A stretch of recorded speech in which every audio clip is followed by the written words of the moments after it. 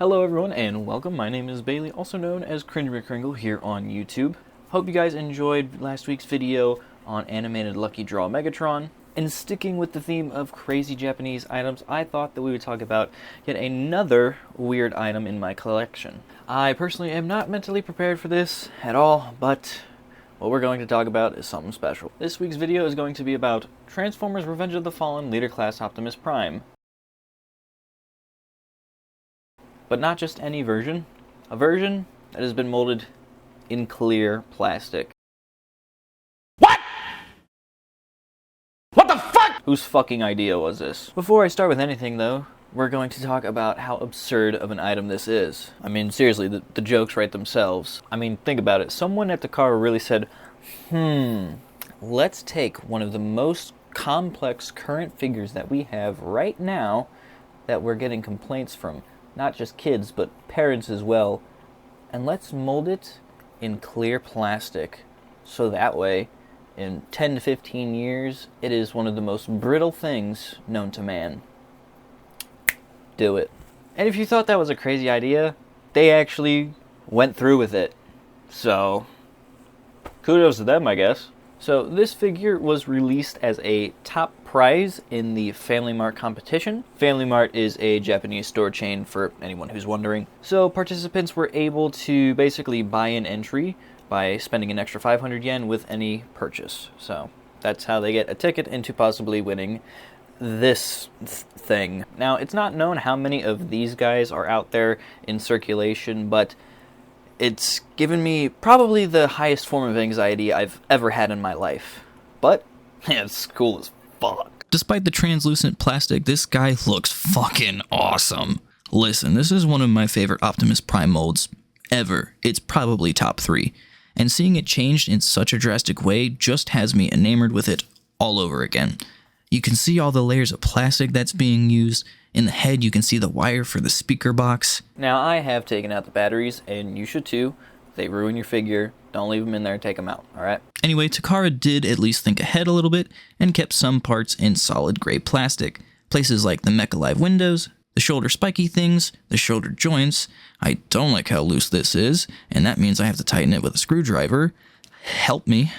But most importantly, the waist. That is still all gray and black plastic, and that was definitely a smart choice. What was not a smart choice was a decision to keep the knees clear plastic. To remind you all, the knee on this figure is ratcheted, which isn't a problem, except when the figure has been designed using solid plastic instead of translucent. Due to the clear plastic, bending these knees can result in them breaking, and then you have an amputee Optimus that's similar to Lieutenant Dan. How do I know? Because I have 2 of these figures. As you can see, one is robot, one is truck.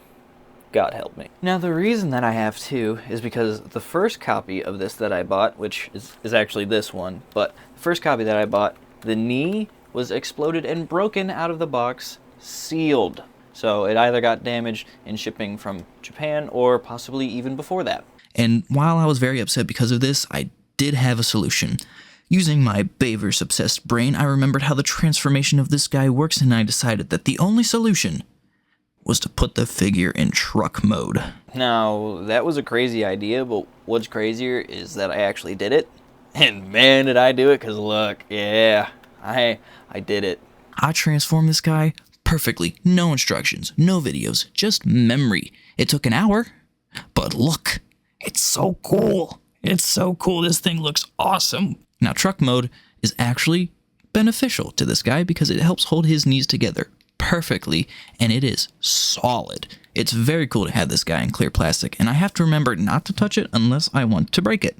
But what's cooler is seeing both figures together, and even though I'm not posing the robot because, no, scary, that's very scary. Look how cool it is. It's so cool. It's so cool. Why does Takara make everything in clear plastic? That's why, because it's cool. Anyways, to wrap things up, basically if you're a Bayverse completist like moi, this guy, you definitely should get him because it's very rare, it's unique, it's cool just seeing Optimus in clear plastic, you know. Takara likes to do that, and this is a very strange and very concerning mold to do that with. But if you like, you know, touching, posing, fiddling, taking pictures, basically doing anything else with your figures, don't buy this. Like, I'm stressing out right now, and I'm just holding him. So, yeah, if you like doing anything, don't get this guy. Just, you'll regret it. Because even now, the arm's a little loosey-goosey if you just... I'm scared to touch this guy. Anyway, that'll do it for today's video, and I'll see you guys next week with something else in mind, something else Japanese, because that's kind of the theme we're going with these next couple of months. So, with that said, I'll see you guys next week, and yeah, later.